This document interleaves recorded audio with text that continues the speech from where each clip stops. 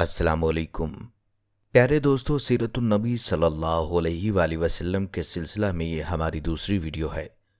गुज़िश्ता video में हमने तज़किरा किया था कि ज़मज़म के कुएं से खुदाई के वक्त हज़रत अब्दुल मुत्तलिब ने मन्नत मानी थी कि वो कुएं की खुदाई मुकम्मल होने पर अपने एक बेटे को अल्लाह के लिए कुर्बान करेंगे। ये वाक़या ऐसा वाक़या है कि जो हज़रत इब्राहीम अलैहिस्सलाम और हज़रत इस्माईल अलैहिस्सलाम की कुर्बानी की याद ताज़ा करता है। आज की इस वीडियो में हज़रत अब्दुल मुत्तलिब की इसी मन्नत का मुकम्मल वाक़या हम आपके लिए पेश करने जा रहे हैं और सीरतुन नबी सल्लल्लाहु अलैहि वसल्लम के एक अहम पहलू का तज़किरा भी आज की इसी वीडियो में होगा। दोस्तों, वीडियो का बाकायदा आगाज़ करने से पहले आपसे दरख्वास्त है कि आप हमारे चैनल अल मुत्तहिद इस्लामिक की वीडियो पहली बार देख रहे हैं। अगर आपने अभी तक हमारे चैनल को सब्सक्राइब नहीं किया तो हमारे चैनल को सब्सक्राइब कर लीजिए। प्यारे दोस्तों, याद रहे कि 100 ऊँटों की कुर्बानी जो हज़रत अब्दुल मुत्तलिब ने की थी वो भी हज़रत अब्दुल्ला ही की ज़िंदगी में सदका की थी। कहते हैं कि अब्दुल मुत्तलिब को ये हुक्म उस वक्त दिया गया जब वो अपनी मन्नत भूल चुके थे। पहले ख्वाब में उनसे कहा गया कि मन्नत पूरी करो। उन्होंने एक मेंढा ज़िबा करके गरीबों को खिला दिया। फिर ख्वाब आया इससे बड़ी पेश करो। इस मर्तबा उन्होंने एक बैल ज़िबा कर दिया। ख्वाब में फिर यही कहा गया इससे भी बड़ी पेश करो, तो उन्होंने ऊँट ज़िबा किया। फिर ख्वाब आया इससे बड़ी चीज़ पेश करो। उन्होंने पूछा इससे बड़ी क्या चीज़ हो सकती है, तो दोस्तों तब कहा गया अपने बेटों में से किसी को ज़िबा करो जैसा कि तुमने मन्नत मानी थी। अब उन्हें अपनी मन्नत याद आई।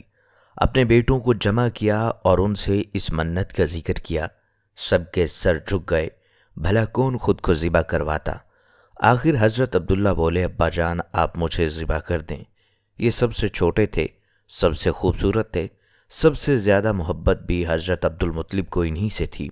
लिहाजा उन्होंने क़ुरा अंदाज़ी करने का इरादा किया। तमाम बेटों के नाम लिखकर क़ुरा डाला गया। अब्दुल्ला का नाम निकला। तब उन्होंने छुरी ली, अब्दुल्ला को बाजू से पकड़ा और उन्हें ज़िबा करने के लिए नीचे लिटा दिया। जो ही बाप ने बेटे को लिटाया, अब्बास से ज़ब्त ना हो सका। फ़ौरन आगे बढ़े और भाई को खींच लिया। उस वक्त ये खुद भी छोटे से थे। उधर बाप ने अब्दुल्ला को खींचा। इस खींचातानी में अब्दुल्ला के चेहरे पर खराशें भी आईं। अब इन खराशों के निशानात मरते दम तक बाकी रहे। प्यारे दोस्तों, कहा जाता है कि इसी दौरान बन्नू मखजूम के लोग आए।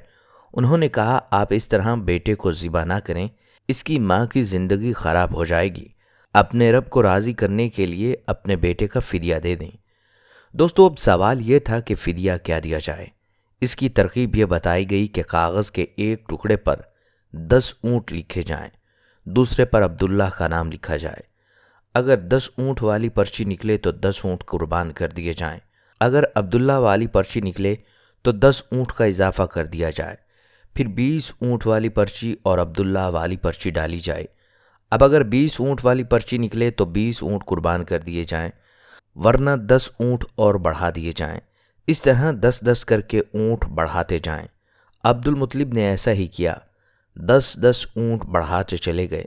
हर बार अब्दुल्ला का नाम निकलता चला गया, यहाँ तक कि ऊँटों की तादाद 100 तक पहुँच गई और तब कहीं जाकर ऊँटों वाली पर्ची निकली। प्यारे दोस्तों, कहते हैं कि इस तरह अब्दुल्ला की जान के बदले 100 ऊँट कुर्बान किए गए। अब्दुल मुत्तलिब को पूरा यकीन हो गया था कि अल्लाह ताला ने अब्दुल्ला के बदले 100 ऊँटों की कुर्बानी मंजूर कर ली है। उन्होंने काबा के पास 100 ऊँट कुर्बान किए और किसी को खाने से न रोका। सब इंसानों, जानवरों और परिंदों को खाना खिलाया। दोस्तों, इमाम ज़ाहरी कहते हैं कि अब्दुल मुत्तलिब पहले आदमी हैं जिन्होंने आदमी की जान की कीमत 100 ऊँट देने का तरीका शुरू किया। इससे पहले 10 ऊँट दिए जाते थे। इसके बाद ये तरीका सारे अरब में जारी हो गया। गोया कानून बन गया कि आदमी का फ़िदिया 100 ऊँट है। नबी करीम सल्लल्लाहु अलैहि वसल्लम के सामने जब यह ज़िक्र आया तो आप सल्लल्लाहु अलैहि वसल्लम ने इस फ़िदिया की तस्दीक फरमाई, यानी फरमाया कि यह दुरुस्त है। और इसी बुनियाद पर नबी करीम सल्लल्लाहु अलैहि वसल्लम फरमाते हैं, मैं 2 ज़बीहों यानी हज़रत इस्माईल अलैहिस्सलाम और हज़रत अब्दुल्ला की औलाद हूँ। प्यारे दोस्तों, कहते हैं कि हज़रत अब्दुल्ला कुरैश में सबसे ज़्यादा हसीन थे। इनका चेहरा रोशन सितारे की तरह मानित था। कुरैश की बहुत सी लड़कियां उनसे शादी करना चाहती थी, मगर हज़रत अब्दुल्ला की शादी حضرت آمنہ سے ہوئی۔ دوستو آپ کو بتاتے چلیں کہ حضرت آمنہ وہب بن عبد المناف بن زہرہ کی بیٹی تھی۔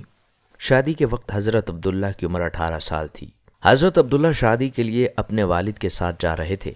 راستہ میں ایک عورت کعبہ کے پاس بیٹھی نظر آئی۔ یہ عورت ورقہ بن نوفل کی بہن تھی۔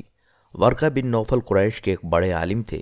ورقہ بن نوفل سے ان کی بہن نے سن رکھا تھا کہ وقت کے آخری نبی کا ظہور ہونے والا ہے، اور ان کی نشانیوں میں سے ایک نشانی یہ ہوگی کہ ان کے والد کے چہرے میں نبوت کا نور چمکتا ہوگا۔ جو ہی اس نے عبداللہ کو دیکھا تو فوراً اس کے ذہن میں یہ بات آئی۔ اس نے سوچا ہو نہ ہو یہ وہی شخص ہے جو پیدا ہونے والے نبی کے باپ ہوں گے۔ چنانچہ اس نے کہا اگر تم مجھ سے شادی کر لو تو میں بدلہ میں تمہیں اتنے ہی اونٹ دوں گی جتنی تمہاری جان کے بدلے میں ذبح کیے گئے تھے۔ اس پر انہوں نے جواب دیا میں اپنے باپ کے ساتھ ہوں، ان کی مرضی کے خلاف کچھ نہیں کر سکتا، نہ ان سے الگ ہو سکتا ہوں، اور میرے والد باعزت آدمی ہیں، اپنی قوم کے سردار ہیں۔ بہرحال دوستو ان کی شادی حضرت آمنہ سے ہو گئی۔ آپ قریش کی عورتوں میں نسب اور مقام کے اعتبار سے افضل تھیں۔ حضرت آمنہ حضرت عبداللہ کے گھر آئیں۔ آپ فرماتی ہیں جب میں ماں بننے والی تھی تو میرے پاس ایک شخص آیا، یعنی ایک فرشتہ انسانی شکل میں آیا۔ اس وقت میں جاگنے اور سونے کی درمیانی حالت میں تھی۔ عام طور پر اس حالت کو غنودگی کہا جاتا ہے۔ اس نے مجھ سے کہا کیا تمہیں معلوم ہے تم اس امت کے سردار اور نبی کی ماں بننے والی ہو؟ اس کے بعد وہ پھر اس وقت آیا جب نبی کریم صلی اللہ علیہ وآلہ وسلم پیدا ہونے والے تھے۔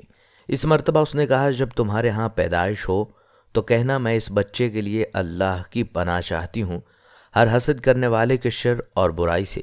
پھر تم اس بچے کا نام محمد رکھنا، کیونکہ ان کا نام تورات میں احمد اور زمین اور آسمان والے ان کی تعریف کرتے ہیں، جبکہ قرآن میں ان کا نام محمد ہے اور قرآن ان کی کتاب ہے۔ پیارے دوستو ایک دوسری روایت کے مطابق فرشتے نے ان سے یہ کہا تم وقت کے سردار کی ماں بننے والی ہو۔ اس بچے کی نشانی یہ ہوگی کہ اس کے ساتھ ایک نور ظاہر ہوگا جس سے ملک شام اور بصرہ کے محلات بھر جائیں گے۔ جب وہ بچہ پیدا ہو جائے تو اس کا نام محمد رکھنا، کیونکہ تورات میں ان کا نام احمد ہے کہ آسمان اور زمین والے ان کی تعریف کرتے ہیں، اور انجیل میں ان کا نام احمد ہے کہ آسمان اور زمین والے ان کی تعریف کرتے ہیں، اور قرآن میں ان کا نام محمد ہے۔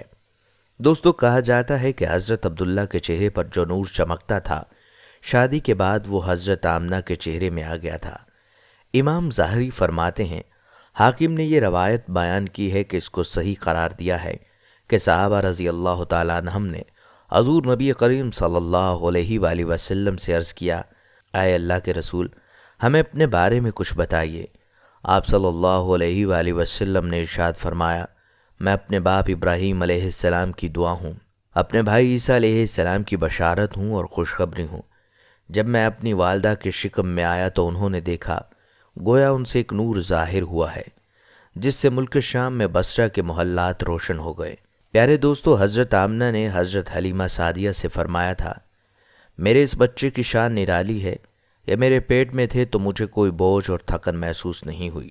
یاد رہے کہ حضرت عیسیٰ علیہ السلام وہ آخری پیغمبر ہیں جنہوں نے آپ صلی اللہ علیہ وآلہ وسلم کی آمد کی خوشخبری سنائی ہے۔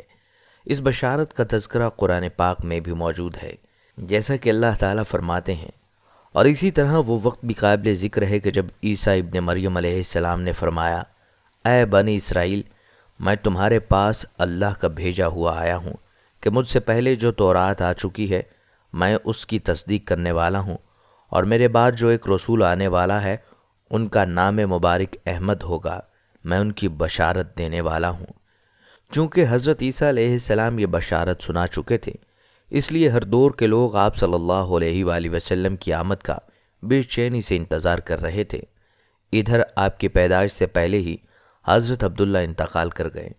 سابقہ کتب میں آپ کی نبوت کی ایک علامت یہ بھی بتائی گئی تھی کہ آپ کے والد کا انتقال آپ کی ولادت سے پہلے ہو جائے گا۔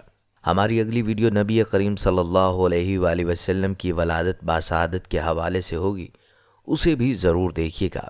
دوستو روایات میں آتا ہے کہ حضرت عبداللہ ایک تجارتی قافلے کے ساتھ تجارت کے لیے گئے، اس دوران بیمار ہو گئے اور کمزور ہو کر واپس لوٹے۔ قافلہ مدینہ منورہ سے گزرا تو حضرت عبداللہ اپنی ننیال یعنی بنو نجار کے ہاں ٹھہرے۔ ان کی والدہ بنو نجار سے تھیں۔ 1 माह तक बीमार रहे और इंतकाल कर गए और उन्हें यहीं दफन कर दिया गया۔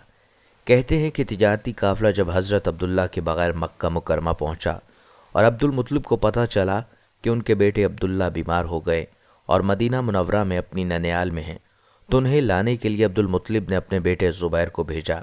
आपने जब मक्का से वापस आकर हज़रत अब्दुल्ला की वफ़ात की खबर सुनाई तो सारा घर मातम कदा बन गया और बनु हाशिम के हर घर में मातम बरपा हो गया।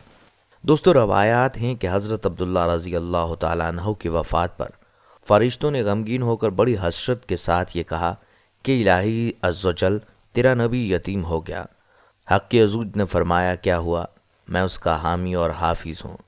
दोस्तों, जो शान दो जहां के बादशाह सरवर कौनैन हज़रत मोहम्मद सल्लल्लाहु अलैहि वसल्लम के वालिद गिरामी की और आपके आबा की होनी चाहिए, उससे इनकार नहीं किया जा सकता। याद रहे कि जो हस्ती जितनी ज़्यादा शान वाली हुआ करती है तो उसके मुतल्लिक़ीन भी ऐसी ही शान वाले हुआ करते हैं।